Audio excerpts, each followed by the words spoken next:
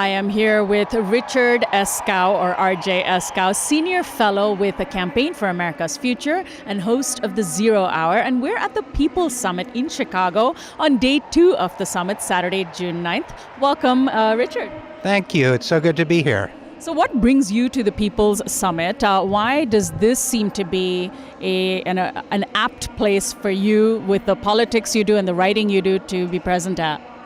Well, I think I first connected with it last year because I was the head writer on the Bernie Sanders presidential campaign, and this is really kind of taking the momentum from Bernie's campaign, the movement momentum as opposed to the leadership momentum, the grassroots momentum, and trying to keep that going and build on that.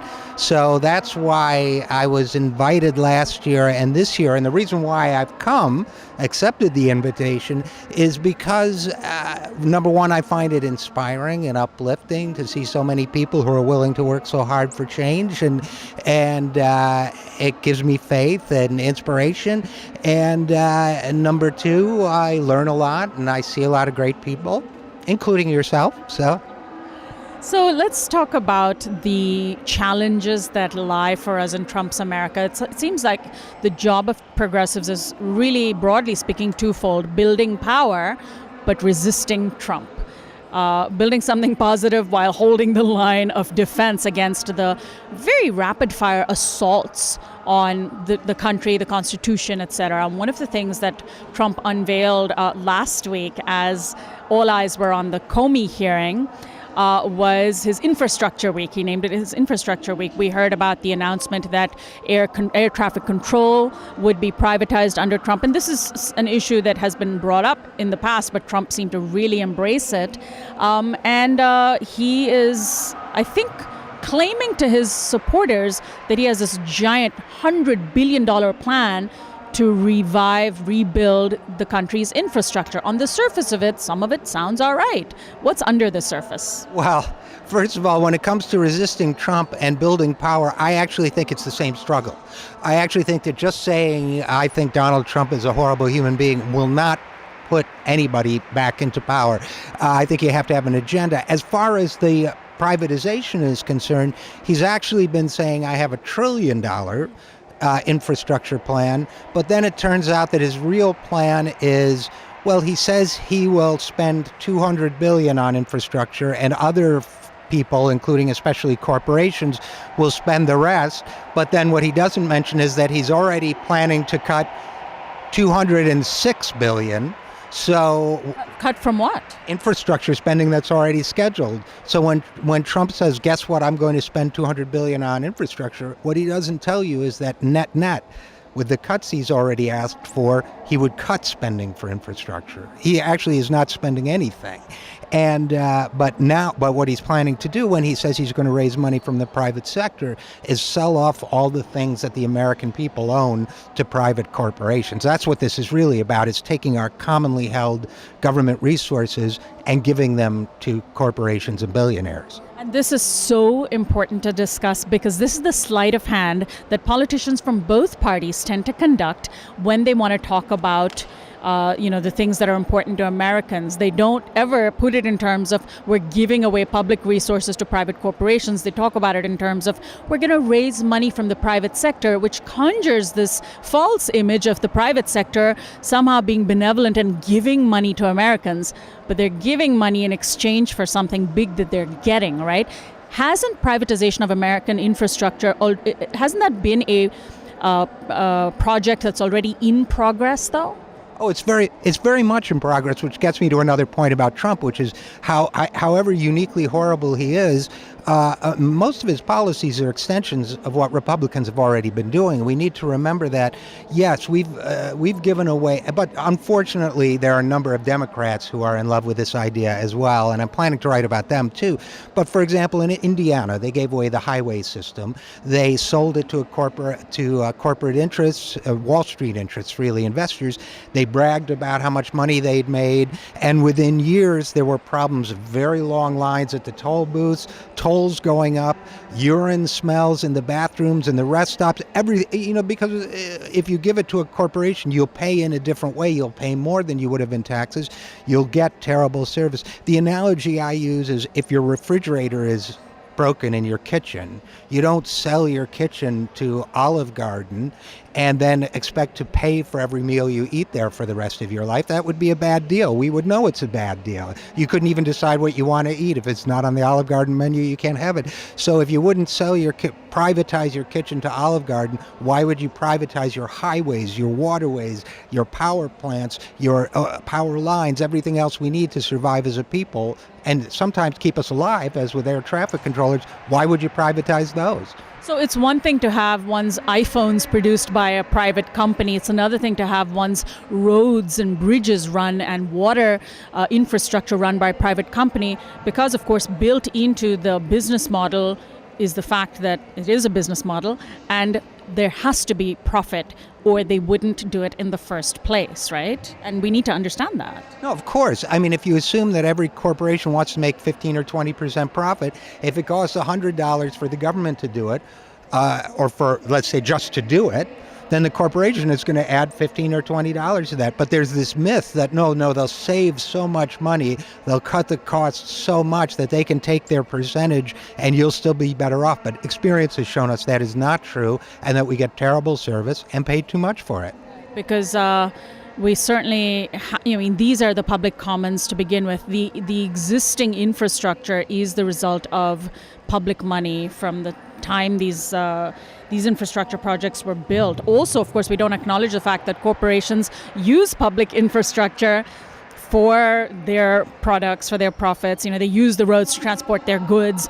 We're already, in many ways, subsidizing corporate profits, even when we haven't actually given them control wholesale of our public infrastructure, right? Sure, all the Silicon Valley billionaires who make money off the internet was developed by the American people. The iPhone, which you mentioned earlier, there's a book called The Entrepreneurial State that points out, by an Italian economist, points out that most of the key parts of the iPhone itself were developed by the United States government, used without paying any kind of license or fee back to the United States government, and Apple incorporated in Ireland so that it didn't even have to pay its fair share of corporate taxes. So why does Trump, or how can Trump get away with doing this? His voters, his supporters are the people who did so because they were struggling. And I'm not sure if many of them realized when they were voting for him that their water infrastructure would be given over to a private company. Is there some sort of sleight of hand that we can expose when we talk to other people about this? Because talking across the aisle is a big part of our movements, or should be at least. I completely agree that it is. And may I just parenthetically say Bernie would have won.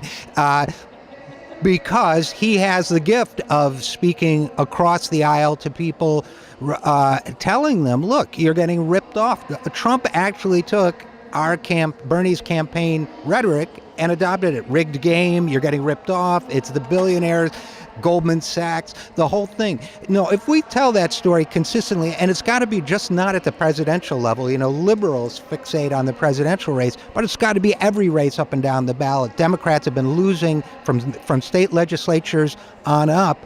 They've got to fight or someone has got to fight every race with a real explanation of this ripoff, including Trump's ripoff, that he's a front man for the people who've been ripping you off for your whole life.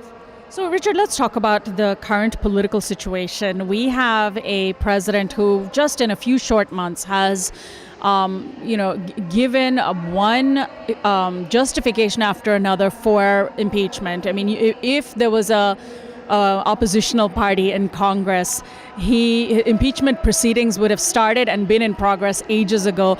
If Obama had done even a tenth of what Trump did in his 4 months, even once during his 8 years, we would have seen just so much venom from the Republican Party. Many of them, or most of them, are choosing to stick with Trump. But won't it hurt the party in the long run? And the Republican Party in the long run, at some point, don't the majority of Republicans need to realize that their party or Trump, and they've got to choose? Well, here's what's going on with the Republicans right now. Trump's base is so fanatical and so devoted, and these Republicans know that even if they're Tea Party Republicans, they will be primaried by somebody even more extremist if they go up against Trump right now. What has to happen first is that, in my opinion, is that Trump's base has to turn against him. The Republicans will not be profiles in courage on this. So Trump said during his campaign he could shoot somebody in the middle of the street and he would still continue to win support. And I think he was right. Oh, I do think he was. Well, that shows you how angry people are. And that also shows you, I mean, yes, there is racism out there and we have to acknowledge it. But we also have to acknowledge, and there's a lot of good polling data on this and everything else, that a lot of people in this country of all races feel they've been shafted, they've been ripped off, they're right. And the Democratic Party hasn't been speaking to that. So that rage, that disarticulated rage has gone somewhere else. And racism is a wedge. It's a weapon.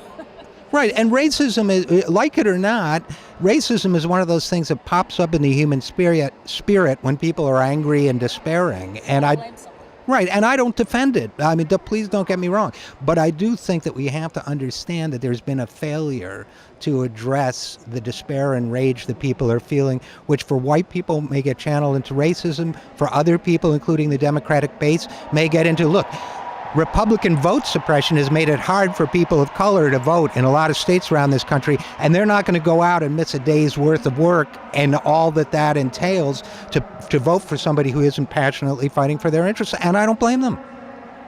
So can the Republican Party at this moment be pushed enough from the left? Because clearly they're being pushed from the right, as you just mentioned. They're worried that if they were to challenge Trump, there might be somebody more extreme and right-wing running up against them. But what about challenging them from the left? Have elements, I shouldn't say the Democratic Party, but have elements within the Democratic Party and from outside the Democratic Party been able to effectively scare Republicans from the left? Well, in a sense, they've already been challenged from the left, and that's why Donald Trump is president. Donald Trump was the only candidate on the Republican side who said he would not cut Social Security, who said that he would not cut Medicare, that he would bring our jobs back, that he would rebuild our infrastructure, that he would renegotiate these lousy trade deals, which Hillary Clinton and Barack Obama had been working for many years. So in a sense, he is, of course, he was lying from start to finish. But if we had a Democratic Party that up and down the line was giving this left message, Republicans would either have to respond or they would lose. So on the local level now, do you see enough grassroots enthusiasm among those people who threw their weight behind Bernie Sanders to take on something, to take on constructive projects? Because while there's a lot of rage on the right within Trump's base, there was also plenty of rage on the left who threw their weight behind Bernie Sanders. I remember being at the Democratic National Convention in Philly last year, and the anger that the Bernie-crats, if you want to call it, were feeling at seeing the Democratic Party completely undermine them was very palpable. And the story that came out of the DNC from the mainstream media was very different from what was happening on the ground. On the ground, you saw that anger everywhere. Almost everyone I talked to was a strong supporter of Bernie Sanders and were angry at what was being done. Where are those people today? What are they doing? Well, I think a lot of them are very mobilized and very determined to act. You know, in California, we saw it with the near takeover of the Democratic Party. We now have a very different Democratic Party. And the Democratic Party is not the only field for action by any means, but we now have a very different Democratic Party in several places around this. In Nebraska, in California, the tenor of the party has changed. In New York, the Working Families Party is stronger. On and on and on. These people are going to be active, and some of them are going to be active in movement work that involves causes.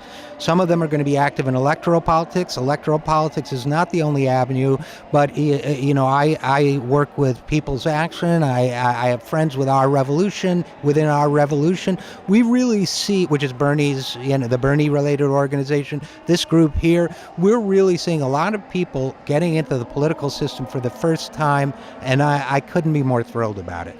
So finally, you are also a radio host. Your show, The Zero Hour.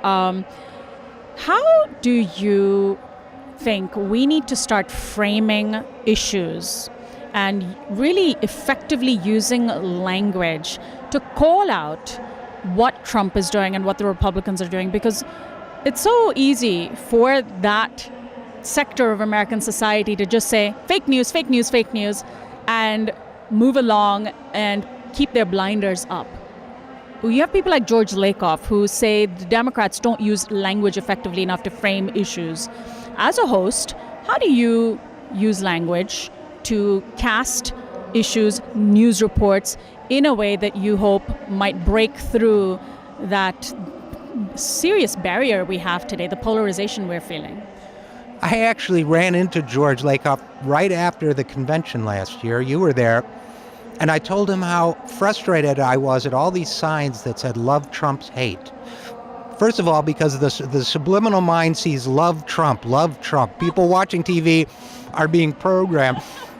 But also, don't make it about Trump.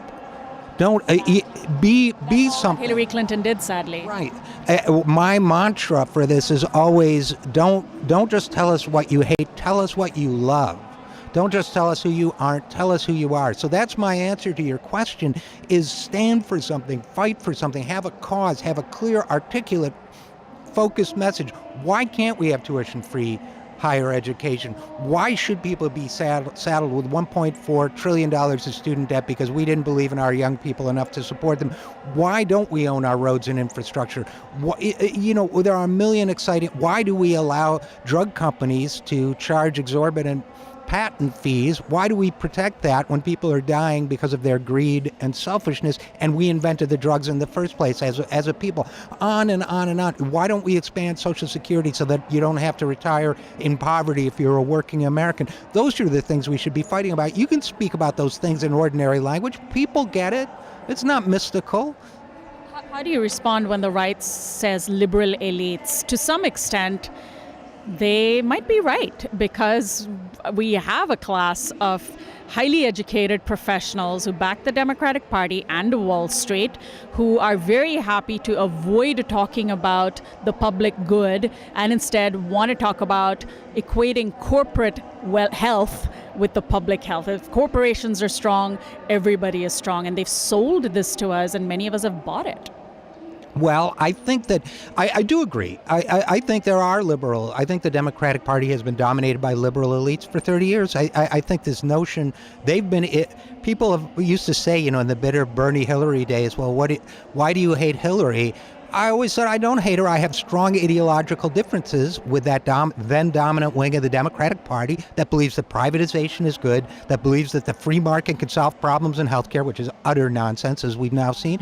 Yeah, we have differences of opinion. So the answer I would give to those Republicans is yes, they're liberal elites, and we're going to take the party from them or do something. You are used car salesmen for the corporate oligarchy, and we're going to put you out of business. Well, give out information where people can find out more about the work you do and your show, et cetera. Any websites you want to throw out there? Sure. Okay. Campaign for America's Future is future.org.